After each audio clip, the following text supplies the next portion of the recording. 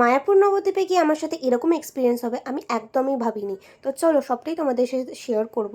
তার জন্য তোমাদের ভিডিও লাস্ট পর্যন্ত দেখতে হবে। হুট করে আমাদের প্ল্যান হয় যে আমরা দুদিনের জন্য মায়াপুর যাব। শনিবার 2টোর সময় বেরোবো আর পরের দিন মানে রবিবার 12টার সময় মায়াপুর থেকে চেক আউট করে নেবো। কিন্তু আমার বাবার কাজের জন্য আমরা বেরিয়েছিলাম প্রায় বিকেলের দিকে, তাই হুট করে প্ল্যান চেঞ্জ হয়ে গেল যে আমরা সোমবার সকালবেলা চেক আউট করবো 9টার সময়। এই প্ল্যান নিয়ে আমরা সবাই মিলে বেরিয়ে গেছিলাম। আমরা সবাই খুবই হ্যাপি ছিলাম, কারণ অনেক দিন পর আমরা আবার সবাই মিলে ট্রিপ করছি, মানে মামারা, মাসিরা আর আমরা। কারণ এর আগে আমাদের ফ্যামিলিতে অনেক কিছু হয়ে গিয়েছে, অনেক ঘটনা ঘটেছে, তো তাই আমরা অনেক দিন পর আবার ঘুরতে বেরিয়েছিলাম। প্ল্যান চেঞ্জ আমরা করতে পেরেছি কারণ আমার বাবার নিজস্ব গাড়ি আছে, যদি না থাকতো তাহলে খুবই অসুবিধায় পড়ে যেতাম। তো এই হচ্ছে আমাদের হোটেলটা, যেটা সামনে থেকে দেখতে খুবই সুন্দর ছিল আর পিছনের দিকে একদম গঙ্গার ঘাট, একদম গঙ্গার ধারে ছিল এই হোটেলটা।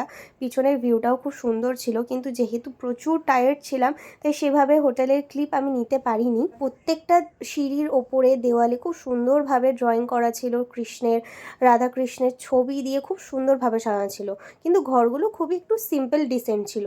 এত সুন্দর মুহূর্তগুলো যে কিভাবে পাল্টে গেল